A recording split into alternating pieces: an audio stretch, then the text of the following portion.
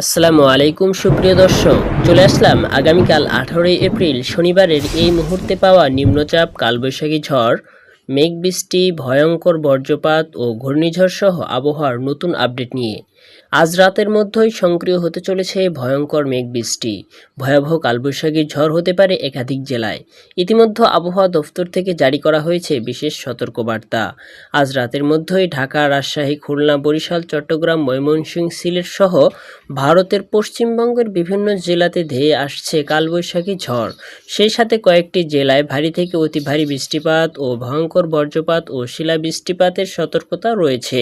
তো আজ 17 এপ্রিল শুক্রবার এবং আগামীকাল 18 এপ্রিল শনিবার কেমন হতে চলেছে আগামী 24 ঘন্টা থেকে 48 ঘন্টার আবহাওয়া, বাংলাদেশ থেকে শুরু করে ভারতের পশ্চিমবঙ্গ, আসাম, মেঘালয়ের মধ্য থেকে ত্রিপুরা রাজ্যে আগামী 24 থেকে 48 ঘন্টার মধ্যে কোন কোন জেলাগুলোতে বৃষ্টিপাতের সম্ভাবনা রয়েছে, কোন কোন জেলাগুলোতে কালবৈশাখী ঝড় আঘাত হানতে পারে। তো এই বিষয় নিয়ে আরও বিস্তারিত জানতে ভিডিওটি সম্পূর্ণ দেখতে থাকুন। আর আপনি কোন জেলা থেকে ভিডিওটি দেখছেন অবশ্যই আপনার জেলার নামটি আমাদের কমেন্ট বক্সে জানিয়ে দেবেন। আর সবার আগে সর্বপ্রথম আবহাওয়ার খবর জানতে আমাদের চ্যানেলটি দর্শক, চলুন আমরা সরাসরি ওয়েবসাইট থেকে দেখে নিই। দেখা যাচ্ছে ময়মনসিংহে আজকে রাত্রে বৃষ্টি হবে প্রায় 8টা-9টার ওদিকে।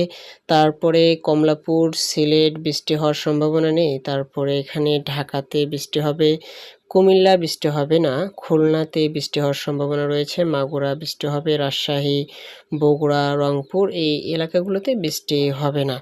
রাত্রে যদি আমরা আরেকটু গভীরে যাই তখন দেখা যাচ্ছে যে শুধু রাজশাহীতে বৃষ্টির সম্ভাবনা রয়েছে 26 ডিগ্রি সেলসিয়াস।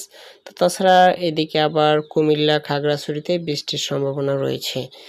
তারপরে ঢাকা, বরিশাল, খুলনা, বরগুনা এই এলাকাগুলোতে বৃষ্টি হচ্ছে না।